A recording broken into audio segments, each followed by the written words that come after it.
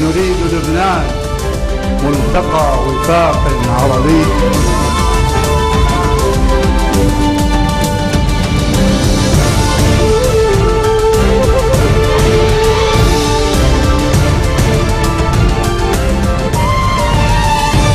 Nouvelle édition de la rédaction, merci d'être au rendez-vous. À la une de l'actualité, Nabi Berri, optimiste au sujet des tractations en vue de la formation du gouvernement.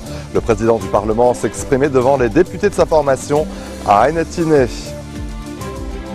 Le ministre qatari des Affaires étrangères, Mohamed Abdelrahman El Thani, est à Beyrouth. Il a rencontré le président Aoun au palais de Baabda, soulignant l'importance des relations bilatérales entre Beyrouth et Doha. L'armée irakienne continue d'avancer vers le centre de Mossoul, mais sa progression est ralentie par les attaques suicides et les snipers du groupe État islamique. Le président du Parlement, Nabi Berri, s'est montré résolument optimiste au sujet des tractations en vue de la formation du gouvernement. C'est en tout cas ce que rapportent les députés de sa formation ce mercredi à l'issue de leur réunion hebdomadaire à Ain Tinné.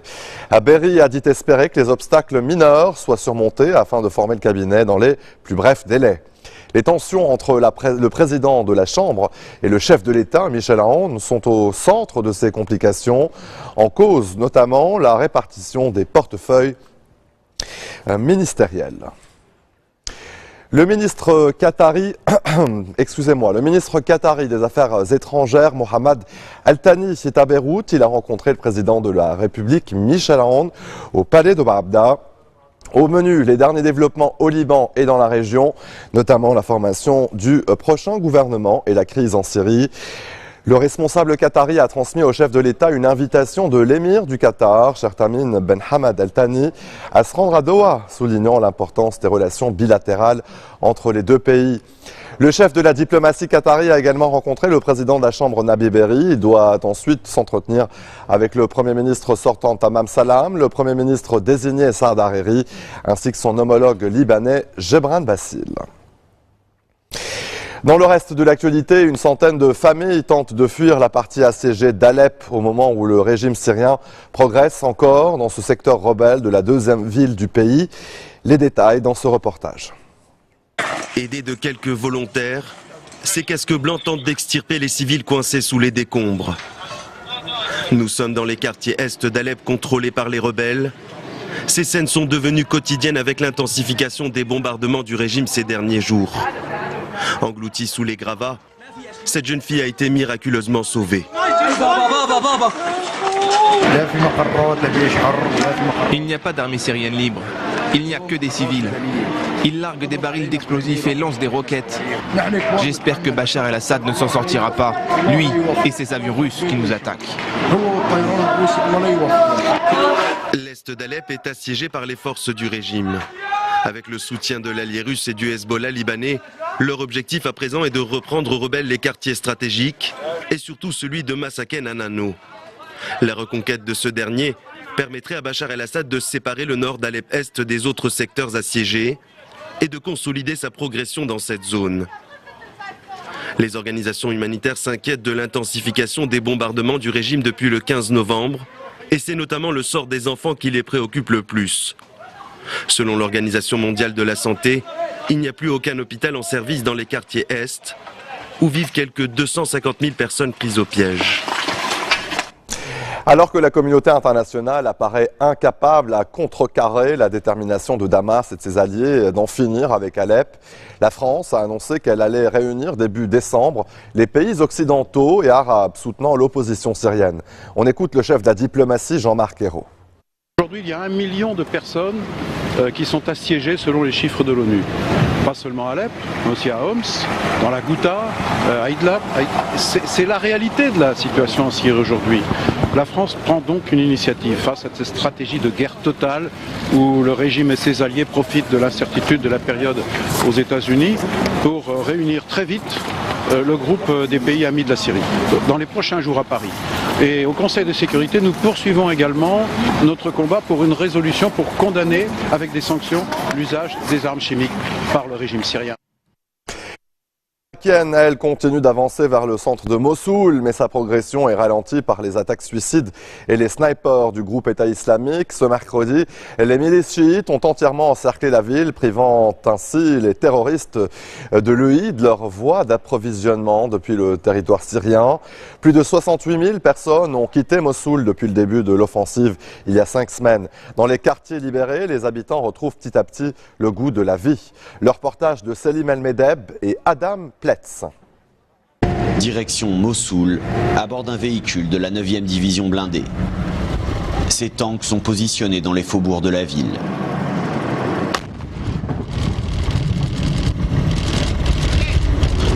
La route n'est pas sûre. La tension des soldats augmente au fil des kilomètres. Ils ont peur d'attaque à la voiture piégée. Oui, 3 voitures bourrées d'explosifs. Elles se déplacent. oui, dans cette zone. Le quartier de Sheima, au sud-est de Mossoul. Pour l'instant, la situation est relativement calme, mais les snipers des deux camps ne laissent pas retomber la pression. Ici, la 9e division vient de s'emparer de 7 axes, une des principales routes d'accès à Mossoul. Ça nous a permis de couper cette ligne d'approvisionnement de Daesh vers tous les quartiers situés au nord. Les enfants du quartier, qui viennent d'endurer plusieurs jours de combat, retrouvent un peu de liberté de mouvement. Mais la situation des civils reste extrêmement précaire. Cet homme raconte l'exécution de son cousin par les djihadistes. Soupçonné de sympathie pro-gouvernementale, il avait fui Mossoul. Ils m'ont dit, si tu reviens, on ne te fera pas de mal. Et si tu ne reviens pas, on va tuer ton père. Il est revenu en espérant qu'il le laisserait tranquille, mais une semaine plus tard, ils l'ont pris. C'est l'hôpital qui nous a rendu son corps. Mais si le quartier a été libéré, il est loin d'être sécurisé. Les tirs de sniper restent une menace constante. Il se cache, il y en a 3 par là et 3 de l'autre côté. Il y en a 3 dans le quartier de Saha, là c'est le quartier de Wahda.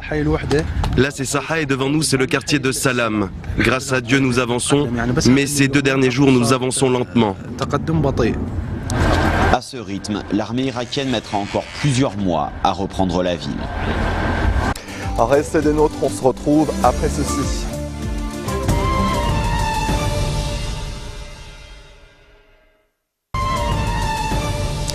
Retour sur le plateau de l'info. En France, le second tour de la primaire de la droite et du centre a lieu ce dimanche 27 novembre. François Fillon et Alain Juppé enchaînent les meetings. Arrivé en tête du premier tour, l'ancien Premier ministre de Nicolas Sarkozy était à Lyon hier soir, tandis que le maire de Bordeaux était lui à Toulouse, où il a continué de cogner sur le programme de son adversaire. Julie Chouteau nous en dit plus. Avec un programme qualifié de brutal par Alain Juppé, François Fillon est accusé de ratisser à l'extrême droite. Ce qui risque de fracturer la droite, c'est les prises de position successives de membres de l'extrême droite, anciens membres du Front National, pour la candidature de François Fillon. Moi, je me suis toujours battu avec la plus grande énergie contre le Front National. Et ce sera un enjeu du combat de 2017, bien entendu, c'est de faire barrage au Front National. Donc je suis tout à fait clair sur ce point. En cause, le soutien à François Fillon de plusieurs figures d'extrême droite. Le maire d'Orange, Jacques Bompard, fondateur de Ligue du Sud, parti satellite du Front National dans le Vaucluse. L'ancien cadre du FN, Karl Lang, aujourd'hui président du Parti de la France, soutient lui aussi François Fillon. Tout comme Aymeric Choprade, excommunié du FN en janvier 2015 pour des propos très durs sur l'islam. S'opposer aux musulmans, c'est aussi l'argument du groupe d'extrême droite Riposte Laïque pour voter Fillon au second tour de la primaire. Pourtant, pour l'ancien Premier ministre, l'attaque d'Alain Juppé est infondée. C'est encore une attaque inutile, politicienne, qui n'a pas de sens. Moi, je présente mon programme aux Français et je ne tombe pas dans ces attaques qui sont pas dignes ni de l'enjeu de cette primaire, ni des 2 candidats qui sont en présence. Si Fillon fait la sourde oreille à ses soutiens d'extrême droite, il assume d'autres alliés très conservateurs. Sens commun, l'émanation politique de la Manif pour tous est à ses côtés lors des meetings. Ces catholiques traditionnalistes sont toutefois officiellement rattachés au Parti Les Républicains. Toujours en France, des affiches pour la prévention du sida font polémique. Une dizaine de villes les ont fait retirer. La ministre de la Santé porte plainte. Elle dénonce l'homophobie de certains élus. Sur les affiches, 2 hommes enlacés, avec des légendes comme celle-ci. Avec un amant, avec un ami, avec un inconnu. Dans les rues d'Angers ce matin, plus aucune trace de cette campagne contre le sida. La mairie a demandé qu'elle soit retirée pour ne pas choquer les enfants. Non, pas des petits enfants, mais genre les adolescents, ça leur montre une mauvaise image, quoi. Comme quoi, le sexe, c'est un peu quand on veut ou on veut, quoi, mais faut quand même mettre des limites, quoi. Vous comprenez qu'on ait retiré ces affiches? Ouais. Je travaille avec des enfants de 3 à 11 ans et ils seraient pas choqués par ce genre de propos. Qu'est-ce qu'ils y verraient? Bah l'amour, j'imagine. Qui sont contre l'homosexualité, s'ils veulent l'enlever. Ou alors préserver les enfants, mais aujourd'hui on vit avec, donc je vois pas pourquoi on les préserverait. Le maire se défend de toute homophobie. Pour lui, les messages étaient trop provocateurs pour l'espace public. Notre sujet, c'est pas de condamner l'homosexualité. Ça n'a aucun sens et ça n'est présent dans l'esprit d'aucun des élus de la majorité que je conduis. Notre sujet, c'est que les bons messages fassent l'objet de la bonne diffusion. Dans la ville, des associations dénoncent pourtant un acharnement contre les homosexuels. C'est de l'homophobie, c'est-à-dire que c'est la volonté de mettre les personnes homosexuelles et transgenres dans le placard. Au total, une dizaine de mairies a pris des décisions similaires. La ministre de la Santé compte porter plainte. Moi, je ne veux pas d'un pays dans lequel la réaction, l'ordre moral viendrait dicter la loi en matière de santé publique. La santé publique, c'est de la prévention et la prévention, c'est regarder le monde tel qu'il est. À Angers, une manifestation est prévue ce soir à 19h pour contester la décision du maire. Mieux repérer les violences, mettre les victimes à l'abri. Le gouvernement français veut renforcer les moyens mis en œuvre dans le cadre de la lutte contre les violences faites aux femmes qui demeurent massives. Chaque année, 223 000 femmes sont victimes de violences conjugales et 84 000 sont victimes de viols ou tentatives de viol, mais trop peu d'entre elles déposent plainte. Margot Subra-Gomez nous en dit plus. Retrouver une vie normale après des années de cauchemars, c'est le défi de Morgane Célimane. Battue pendant 4 ans par son ex-compagnon, elle vit désormais en région parisienne avec son fils. Malgré ce nouveau départ, les souvenirs douloureux la poursuivent. Oui, voilà, parce que je voulais pour rien, pour un coussin mal tapoté, une télécommande mal rangée, des papiers, des magazines mis de travers. Vraiment, pour rien du tout, il va chercher toujours la moindre petite chose pour réussir finalement à me taper, parce que pour ces hommes-là, c'est comme une addiction, ils ont besoin de taper. Pour protéger son fils, Morgane Célimane trouve la force de porter plainte. S'ensuivent des mois de harcèlement de la part de son ex-compagnon. La jeune femme trouve alors refuge dans un foyer pour femmes battues dans le sud de la France. Elle restera 1 an et demi dans cet établissement tenu secret. Quand on part dans ces foyers, on part sans téléphone, plus de réseaux sociaux, plus d'amis. C'est compliqué quand même de prendre juste son enfant et de partir comme ça. Mais cet anonymat, il est nécessaire? Il est nécessaire, il est obligatoire, c'est un sevrage. Pour ces femmes, ces hébergements d'urgence sont le dernier recours pour échapper à la violence. Le nouveau plan de lutte prévoit la création de 350 places supplémentaires pour arriver à 2000 places d'ici 2 ans. Un plan pour garantir la sécurité des victimes et mettre à l'abri les enfants. Coût des mesures entre 125 et 140 millions d'euros. Quand on connaît le coût des violences, en particulier conjugales, à l'encontre des femmes, 3,6 milliards d'euros, voilà, on sait qu'il faudra probablement d'autres moyens supplémentaires, mais on peut souligner effectivement l'effort financier qui est actuellement fait. Son histoire, Morgane Célimane en a fait un livre, pour parler au nom de celle que l'on n'entendra plus. En France, une femme meurt tous les 3 jours sous les coups de son conjoint. J'ai glissé dans ma baignoire. Allez, en bref, dans le reste de l'actualité, des tirs d'obus par l'armée indienne ont fait une dizaine de morts côté pakistanais. Ça s'est passé ce mercredi le long de la frontière de facto qui sépare les 2 puissances nucléaires d'Asie du Sud. L'Inde avait menacé le Pakistan d'importantes représailles après la mort de 3 de ses soldats, dont un décapité au Cachemire indien la veille. Une opération imputée à des militants armés soupçonnés d'être soutenus par Islamabad. Pour la 2e fois en 2 mois, le gouvernement colombien et les FARC vont signer la paix. L'accord prétend mettre fin à un conflit vieux d'un demi-siècle. Sa première version avait été refusée dans les urnes par une très courte majorité d'électeurs le 2 octobre dernier. La nouvelle mouture du texte, négociée elle aussi à la Havane, sera paraphée par le président Timoshenko à Bogota ce jeudi. Ce vote n'a aucune valeur, quel qu'en soit le résultat. Réaction du président Recep Tayyip Erdogan. alors que le Parlement européen doit se prononcer ce jeudi sur le gel du processus d'adhésion de la Turquie à l'UE. Un vote non contraignant mais toutefois susceptible d'aggraver les tensions entre l'Union et Ankara qui manifeste sans cesse son irritation face aux critiques européennes concernant la situation des droits de l'homme sur son territoire. Ce verdict est une satisfaction pour nombre de Cambodgiens. 2 ex-dirigeants Khmer Rouge de tout premier plan, membres du premier cercle de Pol Pot, condamnés à la prison à perpétuité pour crimes contre l'humanité par le tribunal international. C'est la première condamnation définitive contre ceux qui ont, dans le passé, officié à la tête de l'État Khmer Rouge, un régime qui a conduit le quart de la population du Cambodge à la mort entre 1975 et 1979, en imposant une révolution socialiste. Laure Manin.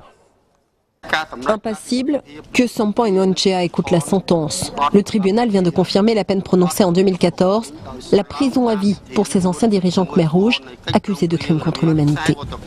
Les 2 hommes affirment qu'ils ignoraient les atrocités perpétrées entre 1975 et 1979. Ils étaient pourtant respectivement présidents du Kampuchea démocratique, le nouveau nom qu'ils attribuent au Cambodge, et premier ministre et idéologue des Khmer Rouges. À cette époque, un quart de la population cambodgienne disparaît. Je peux accepter ce verdict, mais comparé à ce que j'ai vécu, ce n'est pas une vraie justice. On a été torturés, on a été déportés massivement, nos familles ont été séparées, on a subi le travail forcé et la famine. D'autres craignaient que ce jour n'arrive jamais.